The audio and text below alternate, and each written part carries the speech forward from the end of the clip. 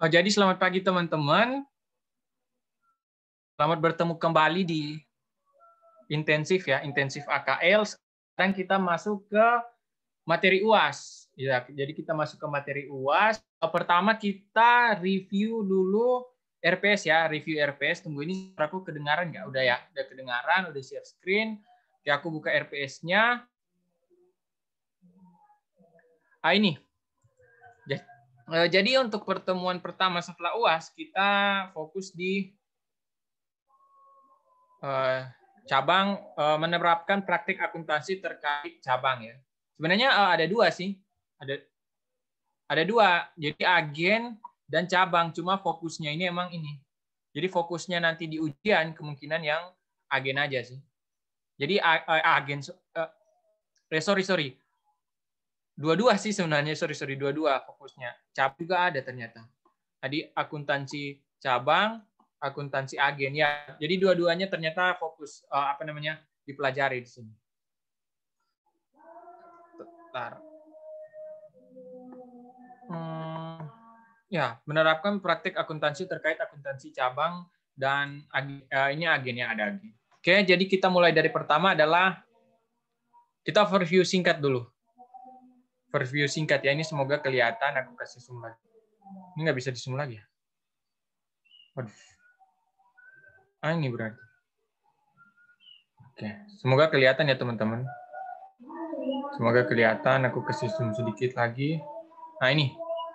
Jadi yang pertama prosedur umum ini sebenarnya prosedur umum selain prosedur umum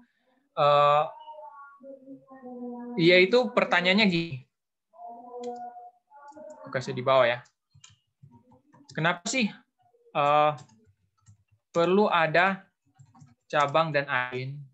Nah, jadi kan kita muncul pertanyaan, kenapa sih dia perlu ada cabang dan perlu ada agen kan gitu. Nah, pertama ya untuk meningkatkan penjualan atau memperluas area penjualan ya kan. Jadi kalau kamu nambah cabang itu ya pasti tujuanmu itu apa? Penjualanmu itu mau tingkatkan kan, mau dinaikkan penjualannya.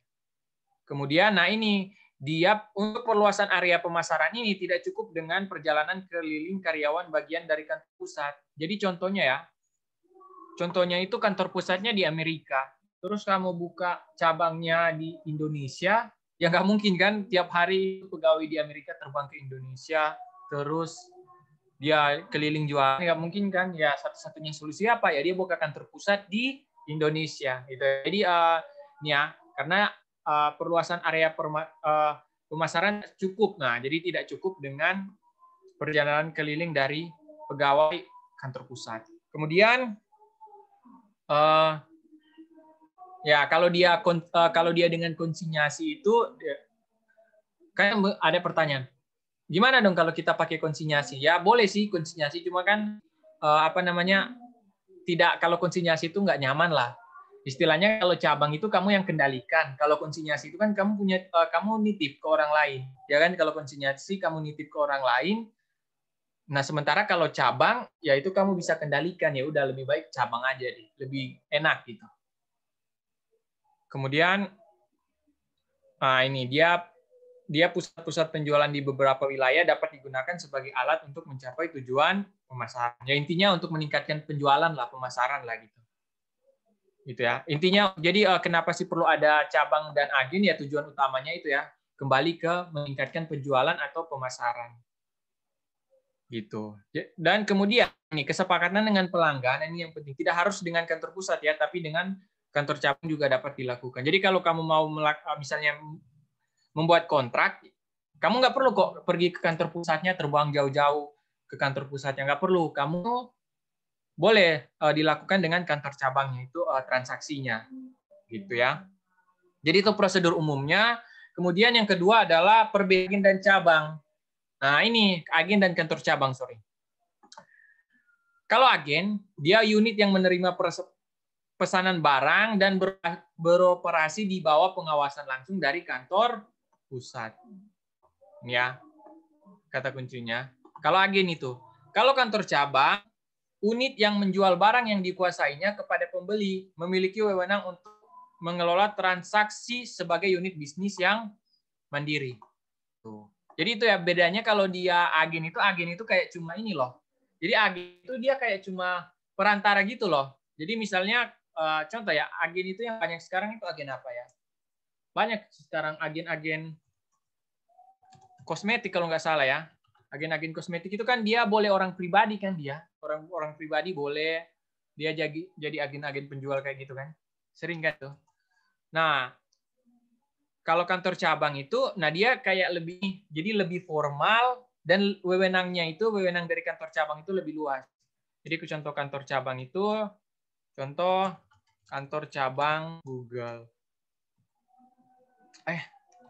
Nah, jadi kantor cabang Google di Indonesia. Nah, contohnya ini ya, contohnya kantor cabang Google di Indonesia. Dia mengelola transaksinya itu sebagai unit bisnis yang mandiri, tapi dia masih di bawah kantor pusat. Jadi dia masih di bawah kantor pusat. Oh, ini D-nya dipisah.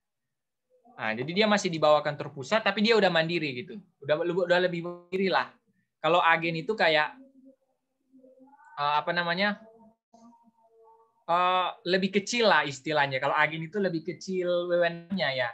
Dia kayak nanti deh di penjelasan selanjutnya akan kelihatan bedanya. Jadi itu overview singkat ya.